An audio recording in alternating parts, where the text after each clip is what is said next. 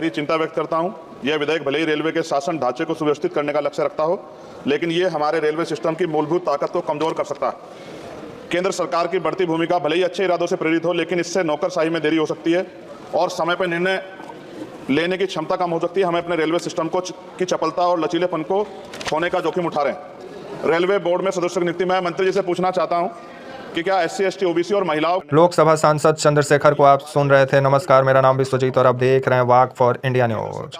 Railway संशोधन विधेयक 2024 पर चर्चा के दौरान लोकसभा में चंद्रशेखर, जो उत्तर प्रदेश के नगीना सीट से सांसद हैं और भीम आर्मी के चीफ हैं, वो रेलवे संशोधन विधेयक 2024 पर क्या बोले लोकसभा में। तो वहीं रेलवे की विभिन्न समस्या जो होती है रेलवे में आपको यात्रियों को, तो वहीं जिस तरह से रेलवे में सरकारी नौकरी को ख़त्म किया गया है उसको लेकर के भी सरकार से सवाल पूछे और सरकार पर विभिन्न सवाल भी खड़ा किए। आइए सुनिए क्या बोल रहे हैं चंद्रशेखर 4 दिसंबर को रेलवे संशोधन विधेयक 2024 पर चर्चा के दौरान। क्या माननीय सभापति महोदय जी, मैं सर्वप्रथम तो आपका धन्यवाद करता हूं कि आपने मुझे रेलवे संशोधन विधेयक 2024 पे अपनी बात रखने का मौका दिया।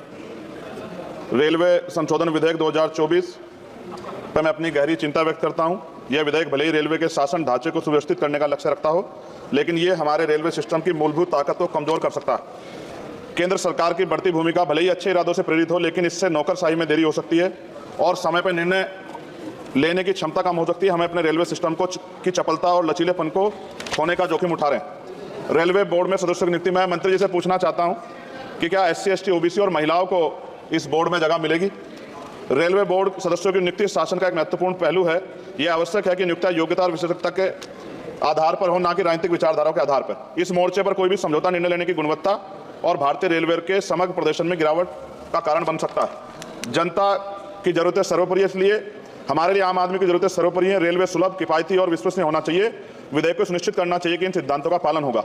हालांकि विधेयक का उद्देश्य अच्छा हो सकता है, लेकिन इससे संभावित परिणाम दूरगामी है। हमें सावधानीपूर्वक आगे बढ़ना चाहिए और सुनिश्चित करना चाहिए कि सुधार रेलवे के मूल तत्वों को कमजोर न करें। साथ साथ सभापति महोदया, जिस लोकसभा क्षेत्र से मैं आता हूं नगीना, वो बहुत पिछड़ा हुआ क्षेत्र है। वहाँ के युवा, किसान, महिलाएं, मजदूर जीवन यापन करने के लिए कठिनाइयों का सामना करना पड़ता है उनको।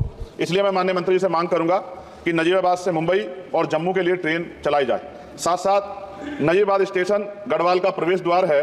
मैं आपसे आग्रह करूंगा कि वहां जल भराव की समस्या होती है स्टेशन पर, उसकी देखरेख की जाए। बेगमपुरा एक्सप्रेस वाराणसी टू जम्मू तवी का स्टॉपेज वहां हो। दिल्ली जाने के लिए सुबह में कोई ट्रेन नहीं है, मुझे भी आना पड़ता है, तो बहुत परेशानी का सामना करना पड़ता है अक्सर जब मैं कोशिश करता हूं कि स्टेशन में चला जाऊं, क्योंकि ये रेलवे की सुविधा आपने उपलब्ध कराई है। जलालाबाद क्रॉसिंग पे और ब्रिज बनना चाहिए। धामपुर में 2 जगह पे समस्या है सर, कई घंटे खड़ा होना पड़ता है, और ब्रिज की आवश्यकता है वहाँ। नगीना में और ब्रिज की जो कोतवाली वाला क्षेत्र है उसमें, सेहोरा में और ब्रिज की दिक्कत है, किरतपुर में है। और बैकलॉग सर बहुत इंपॉर्टेंट विषय है। रेलवे का बैकलॉग जल्दी जल्दी भरना चाहिए। जनरल कोच बढ़ाए जाने चाहिए, क्योंकि बहुत बड़ी आबादी रेलवे में सफर करती है। बहुत लोगों की जान दुर्घटना में जा रही है। हमने कई एक्सीडेंट जो है देखे हैं, और एक कर्मचारी की जान के जिस तरह दब गई, ये भी एक बहुत बड़ी समस्या थी। जनता में गुस्सा पैदा हुआ, इसकी रोकथाम की जाए। गरीब यात्रा करने के लिए जाता है, अंतिम यात्रा ना हो जाए, इस बात का हमें ध्यान रखना पड़ेगा। साथ साथ इसका मुझे एक मुख्य कारण ये दिखाई देता है कि लोको पायलट को रात और दिन में ड्यूटी करनी पड़ती है। मैं खत्म कर रहा हूँ। रात की ड्यूटी कठिन है, उसके बाद पर्याप्त आराम चाहिए। इस संबंध में HPC का सुझाव भी था कि लोको पायलट के लिए 2 रात्रि बाद ड्यूटी का आदेश हो, तो ये इस पे अमल नहीं किया गया, जिसके कारण उनकी आंख लग जाती है और कई बार दुर्घटना होती है। हजारों लोगों की जिंदगी से खिलवाड़ नहीं होना चाहिए। कोरोना काल में बंद गई ट्रेन पुनः चालू की जाए, और SC ST OBC के बच्चों को जो पहले पास मिलते थे, जब कई कंपटीशन की तैयारी के लिए वो पेपर देने जाते थे, मिलते थे, बंद कर दिए। सरकार कहती है हम दलित पिछड़ों के हितैषी हैं, लेकिन जब सरकार उनके बच्चों के आगे तरक्की के रास्ते बंद कर दी तो कैसे चलेगा। और जिस तरह लगातार निजीकरण हो रहा है, इस निजीकरण से सरकारी नौकरी खत्म हो जाएगी रेलवे में, तो ये दलित पिछड़ों के बच्चे कहां जाके बैठे, कौन सी कुर्सी बैठे। आज भी देश में सामाजिक गैर बराबरी है। तो मैं इसलिए मंत्री से मांग करता हूं कि आपने नजीबाबाद में वंदे भारत का स्टॉपेज दिया, इसके लिए मैं आपका धन्यवाद करता हूं। लेकिन ये भी, इसके अलावा हमने कई मांग उठाई थी, लेकिन उन पर कोई कार्रवाई नहीं हुई। तो मंत्री जी, पार्टी से अलग हटकर आप सोचें कि उस क्षेत्र का भी तरक्की होनी चाहिए। ये भी आपके अधिकार क्षेत्र का मामला है। मैं दोबारा सभापति महोदय को धन्यवाद देता हूं और माननीय मंत्री से आग्रह करता हूं कि हमारी मांगों पर ध्यान दें और उस क्षेत्र में अवसर पैदा हो, इसका ख्याल रखें। बहुत बहुत धन्यवाद।